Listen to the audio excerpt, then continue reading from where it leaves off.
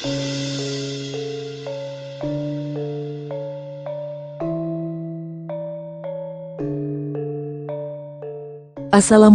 warahmatullahi wabarakatuh.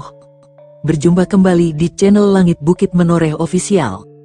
Di kesempatan kali ini, akan melanjutkan cerita di video sebelumnya, sebuah cerita karya Ebes, yang berjudul, Babat Negeri Leluhur, episode yang ke-119.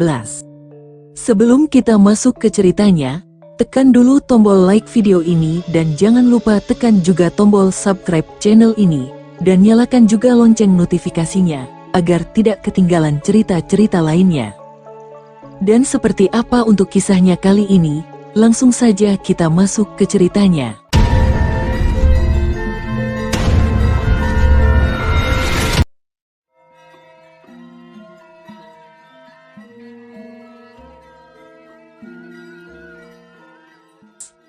Dua kerabat Istana Daha segera bersimpuh dan menyembah pada Dewi Kili Suci.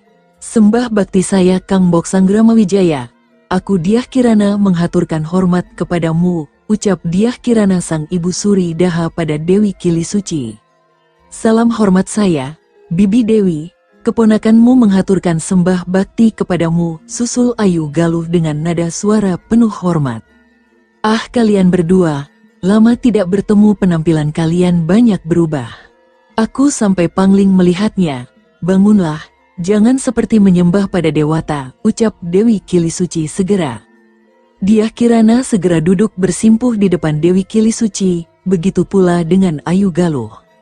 Dua orang terdekat Prabu Samarawijaya itu begitu terkesima dengan kedatangan Dewi Kili Suci ke Istana Daha. Untung saja para prajurit penjaga gerbang istana langsung memberitahu kepada Ayu Galuh tentang kedatangan Dewi Kili Suci yang sudah dikabarkan beberapa hari sebelumnya. Jadi Ayu Galuh dan Diah Kirana bisa langsung menemui putri Prabu Airlangga itu di ruang pribadi raja. "Ini putramu Dimas Jayangrana?" tanya Dewi Kili Suci pada Panji Watugunung seraya menatap ke arah Mapanji Jayawarsa yang sudah berusia 4 surya sengkala. "Benar Bibi Dewi. Ini adalah putraku dengan Ayu Galuh, namanya Mapanji Jayawarsa," jawab Panji Watugunung sembari tersenyum tipis. "Jayawarsa, berikan hormat kepada Eyang Putri Mungger," perintah Panji Watugunung pada Mapanji Jayawarsa.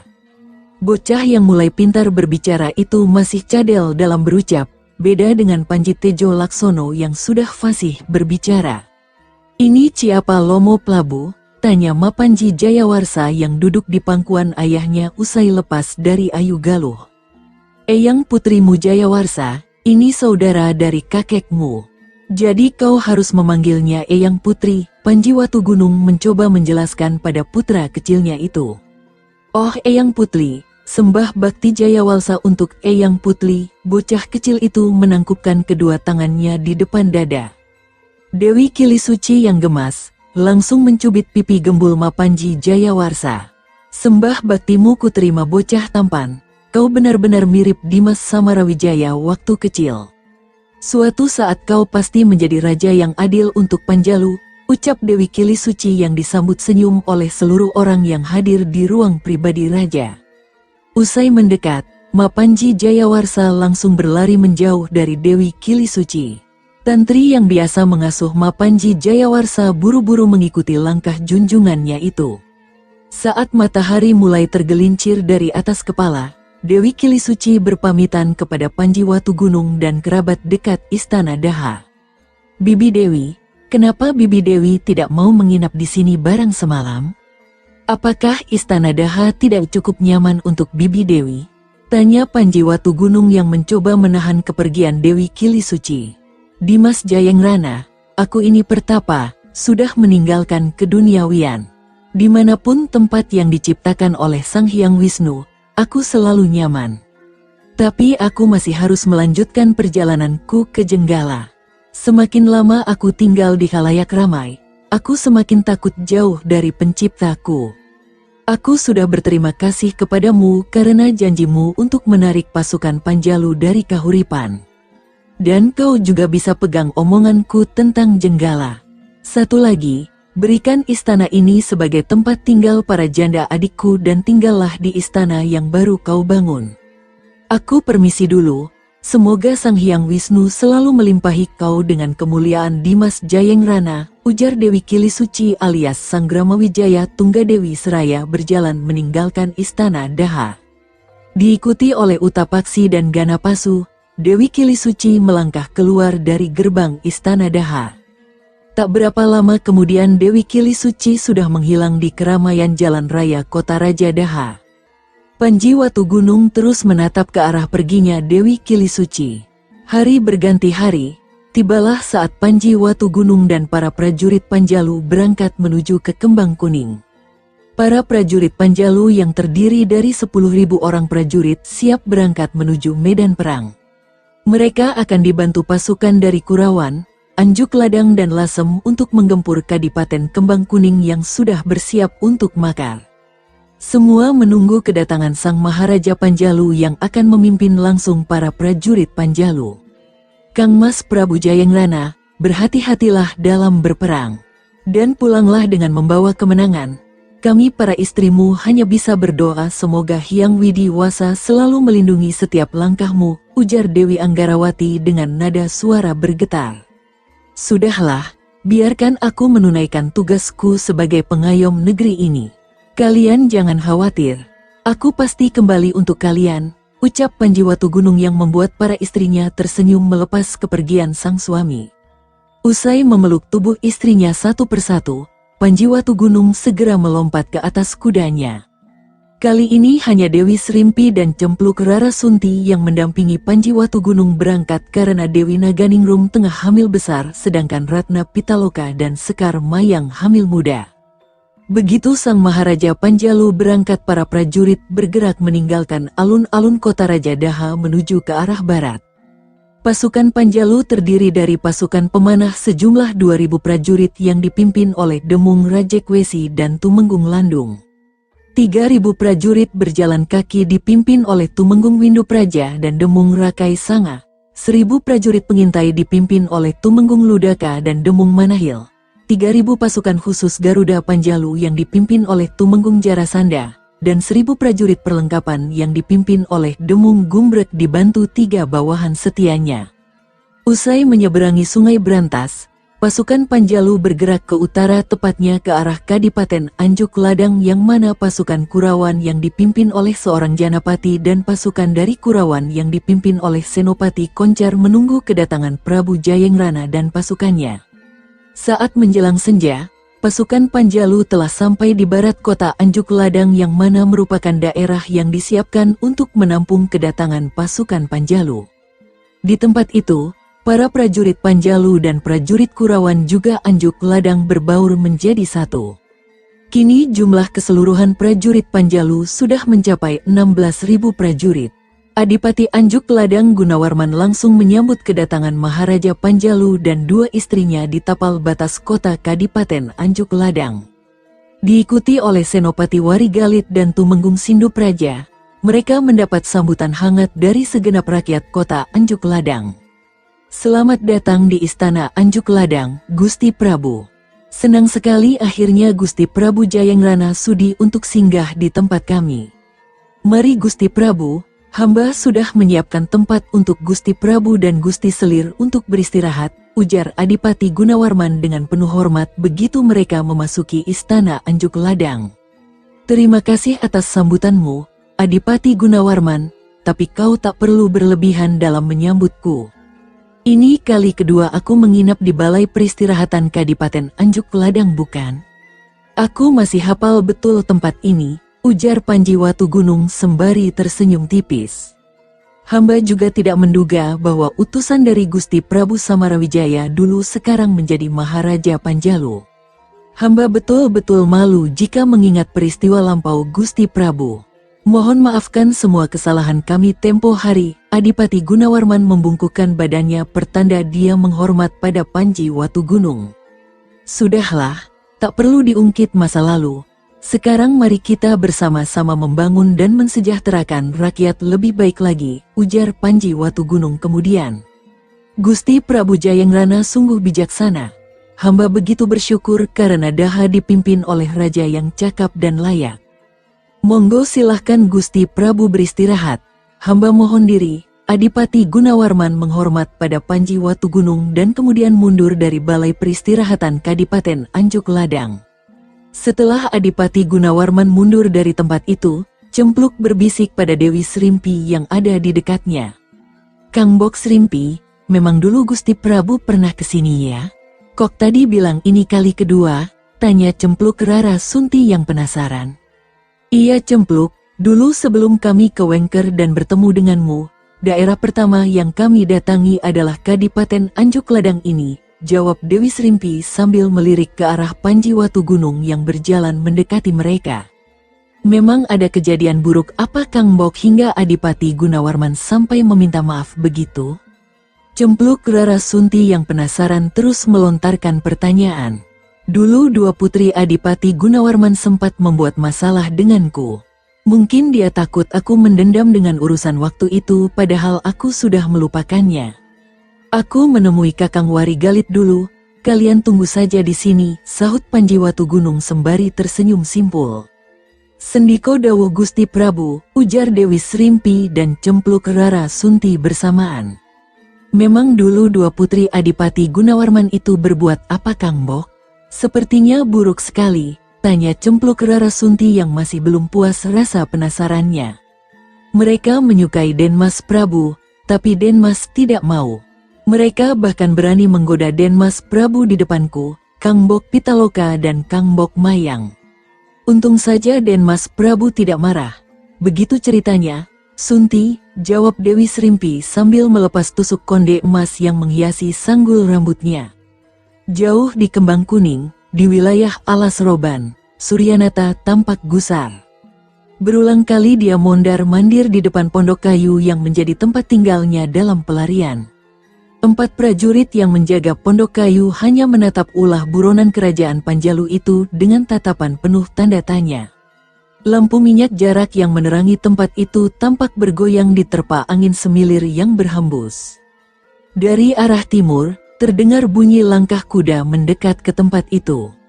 Para prajurit Kadipaten Kembang Kuning langsung bersiaga.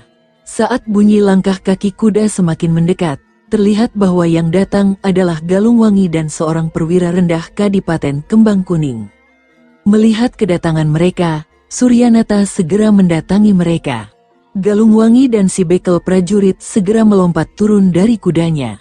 "Bagaimana Galungwangi? Apa jawaban Paman Adipati? Aku sudah bosan di tempat ini terus-menerus," Suryanata berseru sembari menatap wajah Galungwangi. "Kau jangan bodoh Gusti Pangeran. Menurut berita yang aku dengar, pasukan Panjalu telah bergerak menuju ke Kembang Kuning. Kemungkinan besar mereka telah sampai di Lasem atau Anjuk Ladang.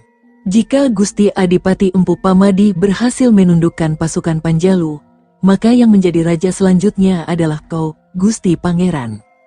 Jadi kau tidak boleh keluar dari tempat ini sebelum perang yang sebentar lagi pecah," kata Galungwangi yang membuat Suryanata terhenyak mendengarnya. "Lantas dari mana Paman Adipati tahu kalau pasukan Panjalu sudah bergerak? Apa Paman Adipati punya mata-mata di sekitar Istana Daha?" Suryanata masih penasaran. Gusti Adipati Empu Pamadi bilang kalau dia baru menerima surat dari Aku Campaka. Beliau awal mulanya juga bingung kenapa Aku Campaka diam-diam membantu perjuangan kita. Tapi setelah Aku bilang dalam suratnya bahwa dia diutus oleh Mahamantri Empu Rikma Jenar, Gusti Adipati langsung mengerti. "Berarti di Istana Daha masih ada orang yang berpihak kepadamu, Gusti Pangeran," penjelasan Galungwangi serta-merta membuat bibir Suryanata tersenyum lebar. Ternyata begitu. Kakek tua itu rupanya benar-benar tidak suka dengan Jayeng Rana. "Baiklah, kalau begitu, aku akan tetap di sini sampai perang berakhir. Hari ini aku masih buronan pemerintah Daha, tapi besok aku akan menjadi Raja Panjalu," ucap Suryanata sembari mengepalkan tangannya. Langit timur tertutup mendung tebal, hanya beberapa celah langit yang terbuka. Ada satu bintang bersinar di sana. Dan seperti itulah perasaan Suryanata sekarang yang memiliki harapan indah untuk kembali ke Istana Daha. Pagi menjelang tiba di kota Kadipaten Anjuk Ladang. Suara riuh ayam jantan berkokok bersahutan menjadi pertanda bahwa pagi telah tiba. Burung-burung malam bergegas kembali menuju sarangnya. Kalong dan kelelawar pun bergegas menuju goa tempat tinggal mereka, setelah semalaman mereka berjuang mencari makan. Cempluk Rara Sunti menatap ke arah Taman Sari Istana Kadipaten Anjuk Ladang. Selir bungsu Panji Watu Gunung itu dari semalam tidak bisa tidur nyenyak. Dia yang terbiasa tidur di tempatnya, tidak bisa nyaman bila harus tidur di tempat baru. Itu sudah tabiat perempuan cantik asal Kadipaten Wengker itu. Keriet, pintu kamar tidur Panji Watu Gunung terbuka dan wajah kusut namun cantik Dewi Srimpi tersembul di sana. "Loh, kamu sudah bangun, Sunti?" tanya Dewi Srimpi sambil berusaha tersenyum tipis melihat madunya sudah bangun lebih pagi. "Iya Kang Bok Srimpi, semalam suntuk aku hampir terjaga tanpa bisa memejamkan mata. Aku sulit untuk tidur di sembarang tempat Kang Bok," jawab Cempluk Rara Sunti yang terlihat masih mengantuk. Dewi Srimpi tersenyum simpul mendengar keluhan dari Cempluk Rara Sunti. "Dengar Sunti, kita harus bisa menyesuaikan diri terhadap segala keadaan yang ada. Aku memaklumi karena kau tidak terbiasa bertualang yang mengharuskan kita tidur di mana saja. Sekarang Den Mas Prabu hanya punya kita untuk mengurus kebutuhannya selama keluar dari istana. Para istrinya yang lain juga tidak bisa meninggalkan istana karena keadaan. Jadi kau harus mulai membiasakan diri untuk siap dalam keadaan apapun bersama Den Mas Prabu." "Apa kau mengerti?" tanya Dewi Srimpi seraya tersenyum simpul. "Aku mengerti Kang Bok Srimpi. Gusti Prabu Jayangrana belum bangun tidur ya Kang Bok?" tanya Cempluk Rara Sunti seraya melirik ke arah kamar tidur Panji Watu Gunung. Jangan keras-keras suaramu, Sunti. Sepertinya suami kita kecapean karena semalam suntuk dia tidak tidur. Arak khusus yang ku buat membuat dia betah berlama-lama di tempat tidur," jawab Dewi Srimpi sembari mengedipkan sebelah matanya ke arah Cempluk Rara Sunti. Terbayang dalam benak perempuan cantik itu betapa suaminya semalam tak capek-capek mengajaknya bercinta. "Ih Kang Bok Srimpi curang deh, nanti malam aku juga minta arak khususnya Kang Bok. Biar Gusti Prabu juga buas seperti macan hehehe," ujar Cempluk Rara Sunti yang terkekeh geli mendengar jawaban Dewi Srimpi. Putri Kelabang Koro itu mengacungkan jempolnya pertanda setuju dengan permintaan Cempluk Rara Sunti. Dua istri Panji Watu Gunung itu segera menuju ke kamar mandi untuk membersihkan diri. Usai mandi, mereka menuju ke kamar tidur Panji Watu Gunung yang ternyata masih juga belum terbangun dari tidurnya. Perlahan Dewi Srimpi naik ke atas ranjang kemudian mengelus pipi Panji Watu Gunung. Merasa ada sesuatu yang menempel di pipinya, Panji Watu Gunung segera membuka mata. Dua istrinya ada di kanan dan kirinya. "Dinda berdua sudah bangun dari tadi? Kenapa tidak membangunkanku?" tanya Panji Watu Gunung segera. Raja Panjalu itu lalu mengucek matanya setelah menguap lebar. "Aku takut mengganggu istirahatmu Den Mas Prabu. Sepertinya Den Mas sangat kecapean," jawab Dewi Srimpi seraya tersenyum nakal. "Tak kusangka, perempuan cantik dan pendiam ini bisa nakal juga," ujar Panji Watu Gunung yang lalu memencet cuping hidung bangir selir ketiganya itu dengan lembut. Dewi Srimpi hanya meringis manja saja. "Gusti Prabu, nanti malam aku juga mau seperti Kang Bok Srimpi. Harus adil pokoknya." Cempluk Rara Sunti menggunakan lengan kiri Panji Watu Gunung sebagai bantal. Iya Dinda Cempluk, Kakang berjanji akan adil dengan semua istri," ucap Panji Watu Gunung yang disambut senyum manis oleh Cempluk Rara Sunti. Usai mandi dan berganti baju, Panji Watu Gunung keluar dari kamar tidur ditemani oleh Dewi Srimpi dan Cempluk Rara Sunti. Di depan balai peristirahatan Kadipaten Kurawan, Adipati Gunawarman sudah menunggu. "Selamat pagi Gusti Prabu Jayangrana, sudah waktunya kita sarapan. Mari ke Sasana Boga." Gusti Senopati Warigalit dan Tumenggung Sindu Praja sudah menunggu kedatangan Gusti Prabu dan Gusti Selir berdua, ujar Adipati Gunawarman dengan penuh hormat. Panji Watu Gunung mengangguk dan mereka segera berjalan menuju ke arah Sasana Boga Kadipaten Anjuk Ladang yang ada di barat dapur istana. Di sana sudah menunggu Senopati Warigalit, Tumenggung Sindu Praja, Patih Anjuk Ladang Reksa Praja, Senopati Anjuk Ladang Empu Koncar, dan Tumenggung Anjuk Ladang Gubaru Rasangka. Mereka segera bersantap bersama dengan tenang. Usai makan pagi, mereka segera berpamitan kepada Adipati Gunawarman karena harus melanjutkan perjalanan ke arah Kadipaten Kembang Kuning. Adipati Gunawarman mengantar mereka hingga tapal batas kota Anjuk Ladang. Rombongan pasukan Panjalu kemudian bergerak menuju ke barat daya melalui perbatasan antara Kurawan dan Bojonegoro. Usai menyeberangi Sungai Bengawan Solo, menjelang sore pasukan Panjalu beristirahat di daerah Pakuwon Pancakusumo yang merupakan titik batas selatan antara Kadipaten Bojonegoro dan Kadipaten Lasem. Keesokan harinya dengan menyusuri utara Sungai Wulayu atau yang dikenal sebagai Bengawan Solo, rombongan pasukan Panjalu terus bergerak menuju ke arah barat. Sesampainya di Pakuwon Gelatik, para prajurit Panjalu berhenti untuk beristirahat. Mereka segera membangun perkemahan besar di sebuah padang rumput luas yang dikenal dengan nama Padang Rumput Sampar Angin. Demung Gumbrek dan para prajurit perlengkapan dengan cekatan membangun tenda-tenda untuk bermalam para prajurit di padang rumput itu. Dibantu oleh para prajurit dari Kurawan, mereka dengan cepat mampu membuat tempat berteduh untuk seluruh prajurit. Setelah senja menghilang dan berganti malam, para perwira tinggi dari prajurit Panjalu berkumpul di tenda besar yang ada di tengah. Tenda itu adalah tenda untuk Panji Watugunung dan kedua istrinya. Senopati Warigalit membuka sebuah kulit kambing yang cukup lebar di atas lantai tenda besar. Para perwira menatap rangkaian gambar yang merupakan denah wilayah di sekitar tempat itu. Dimas Prabu Jayangrana, menurut berita Telik Sandi, sebagian besar prajurit Kembang Kuning berpusat di lereng Gunung Damalung ini. Beberapa tersebar di beberapa pakuwon di perbatasan dengan Lasem. Kemungkinan besar mereka bersiap untuk bergerak melewati batas Kadipaten Kembang Kuning dan Lasem. Nah, pasukan Lasem sudah menunggu kita di Pakuwon Cempaka Gusti Prabu, ujar Senopati Warigalit sambil menunjuk gambar yang tertera pada kulit kambing itu. Melihat arah yang kau tunjukkan Kakang Warigalit, sepertinya arah pergerakan prajurit kita sudah ditetapkan seperti itu.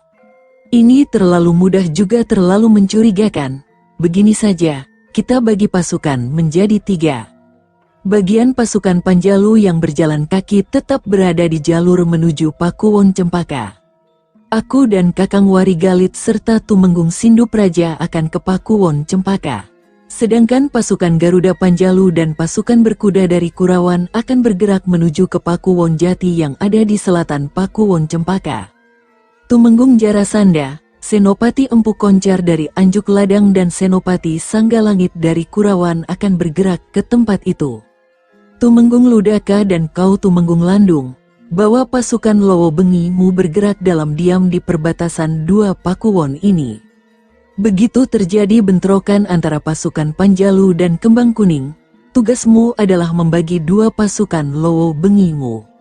Separuh berangkat ke tempat peperangan, dan sebagian lagi menghubungi pasukan yang tidak berperang agar bisa membantu daerah yang lain.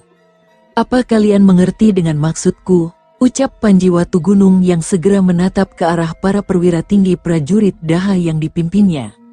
Kami mengerti Gusti Prabu Jayangrana, ucap seluruh perwira yang hadir di tempat itu bersamaan.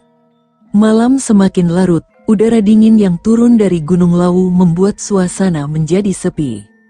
Para prajurit yang bertugas berjaga, berkeliling di perkemahan mereka dengan penuh kewaspadaan. Matahari mulai terbit di ufuk timur, cahaya hangat Sang Hyang Surya perlahan mulai menghangatkan seisi bumi. Pagi itu pasukan Panjalu mulai bergerak menuju ke arah yang sudah ditentukan oleh Panji Watugunung. Mereka membagi pasukan menjadi 3 bagian. 7.000 prajurit bergerak cepat menuju ke arah Pakuwon Jati dengan 3 perwira tinggi yang memimpin yaitu Tumenggung Jarasanda, Senopati Sanggalangit, Senopati Empu Konjar. 1.000 pasukan Lowo Bengi bergerak dengan cepat di antara pepohonan hutan yang menjadi tameng perlindungan hingga kehadiran mereka nyaris tak terdengar oleh orang ramai. Dengan pimpinan Tumenggung Ludaka dan Landung, mereka bergerak dalam diam menuju tempat yang ditentukan.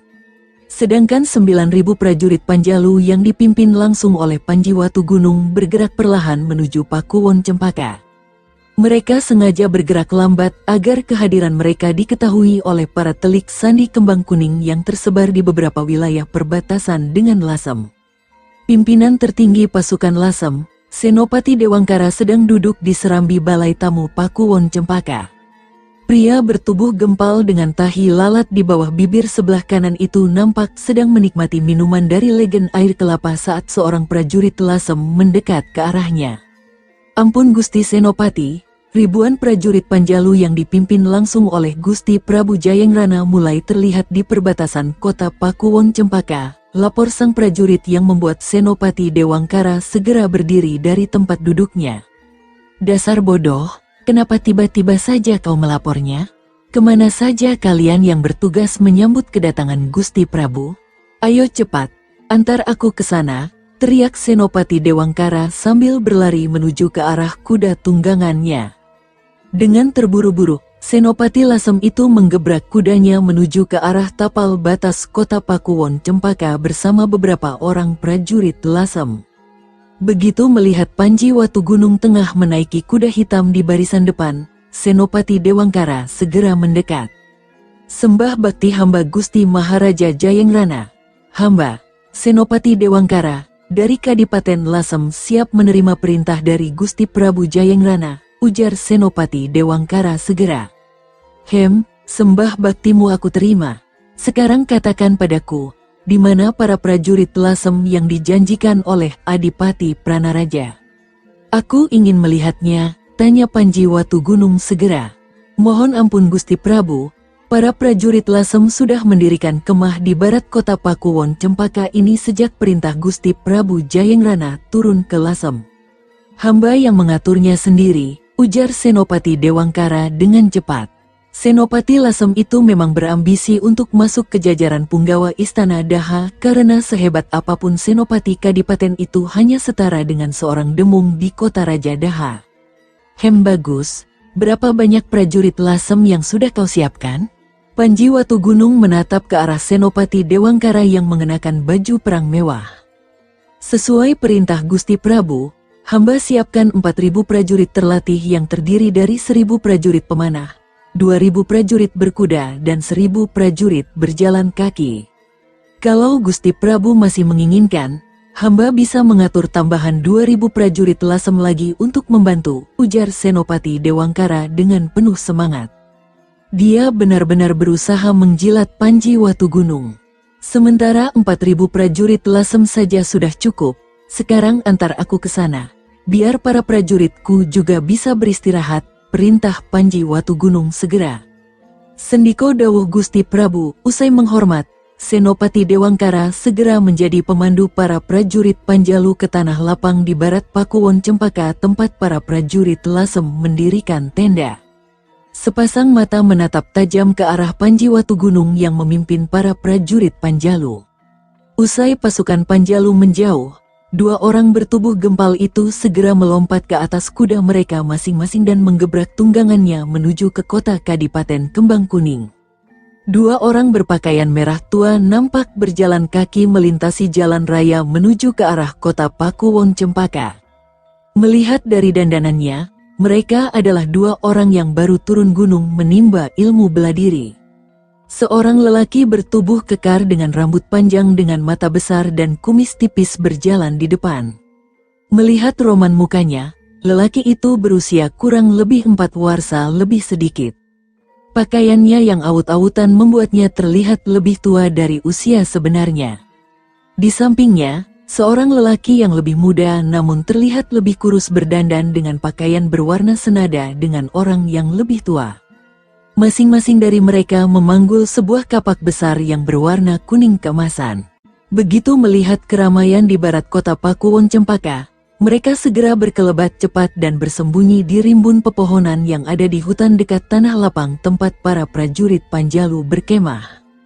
Panji Watugunung sore itu berjalan-jalan di sekitar tempat perkemahan para prajurit Panjalu. Meski tanpa memakai dandanan bangsawan, Raja Panjalu itu tetap terlihat gagah. Ditemani kedua istrinya, Panji Watugunung menikmati keindahan pemandangan alam di wilayah barat Pakuwon Cempaka. Tanpa sengaja, Mata Panji Watugunung melihat sepasang bayangan tengah bersembunyi di antara rimbun pepohonan. Kaki Panji Watugunung segera menendang sebuah batu kerakal yang ada di bawahnya. Daas, batu kerakal itu dengan cepat meluncur ke arah sepasang bayangan hitam. Si lelaki yang lebih tua melihat batu melesat cepat ke arahnya seketika segera menarik tangan lelaki yang lebih muda. "Adik, awas!" Dua bayangan itu dengan gesit menghindari batu kerakal yang mengincar mereka. Jelar, ledakan kecil terdengar dan batu kerakal itu menancap pada sebatang pohon yang ada di samping tempat mereka bersembunyi. Dua bayangan hitam itu saling berpandangan. Melihat dalamnya batu kerakal menancap pada pohon randu alas itu membuat mereka terperangah. "Kalau kalian berniat baik, tak sepatutnya mengintip seperti maling," ucap Panji Watugunung dengan cepat. Suara yang dilambari tenaga dalam tingkat tinggi itu sampai di telinga mereka meski hanya pelan terucap. Mendengar suara itu dan merasa tidak terima disebut maling, dua orang berbaju merah tua itu segera melesat cepat ke arah Panji Watugunung. "Wus, jelek-jelek, baru punya ilmu sedikit, sudah sombong kau. Apa kau tidak pernah mendengar nama kami di dunia persilatan, ha?" Hardik si lelaki bertubuh gempal dengan pongahnya. "Kau, beraninya." Belum sempat Cempluk Rarasunti menyelesaikan omongannya, Panji Watugunung memegang lengan kanan selir bungsunya itu segera. Gelengan kepala halus dari Panji Watugunung membuat Putri Warok Surapati dari Wengker itu diam. "Bukan aku sombong, tapi tindakan kalian mengintip para prajurit itu bisa menimbulkan salah paham. Aku memang tidak mengenal kalian. Kalau kalian memang berniat baik, seharusnya tidak usah sembunyi-sembunyi di balik pohon seperti tadi," ujar Panji Watugunung sambil tersenyum tipis. Si lelaki bertubuh gempal itu marah besar mendengar ucapan Panji Watugunung. Dia menuding Panji Watugunung sambil berbicara lantang. "Bangsat, tak pernah ada seorang pun berani menghina sepasang pendekar kapak emas dari Gunung Mandrageni. Kau harus aku beri pelajaran." Panji Watugunung tersenyum tipis mendengar tantangan dari orang yang mengaku berjuluk sepasang pendekar kapak emas dari Gunung Mandrageni. Dia mengamati kedua orang di depannya dengan seksama. "Jangan gampang naik darah, Kisanak. Ingatlah kemarahan hanya akan menciptakan gelombang kehancuran untuk diri sendiri," ujar Panji Watugunung sambil terus memperhatikan gerak-gerik kedua orang itu. "Ah, banyak omong, Baswara. Cepat serang dia," perintah si lelaki yang lebih tua pada adik seperguruannya itu.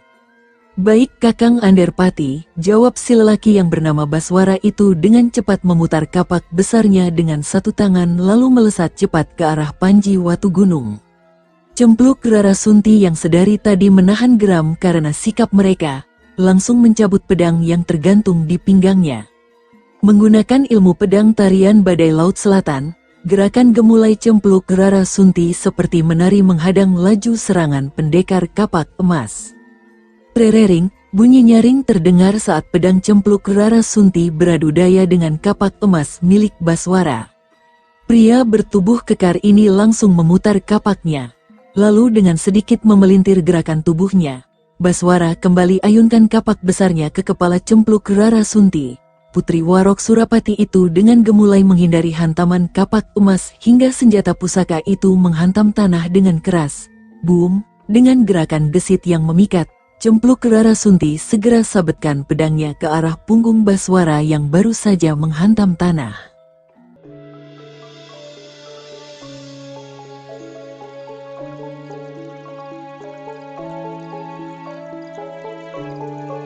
Sahabat pendengar setia Langit Bukit Menoreh ofisial yang berbahagia, sampai di sini dulu ceritanya. Bagaimana kelanjutan kisahnya? Nantikan kelanjutan cerita ini di video berikutnya. Agar tidak ketinggalan kelanjutan cerita ini, klik tombol subscribe channel ini dan nyalakan juga lonceng notifikasinya. Wassalamualaikum warahmatullahi wabarakatuh.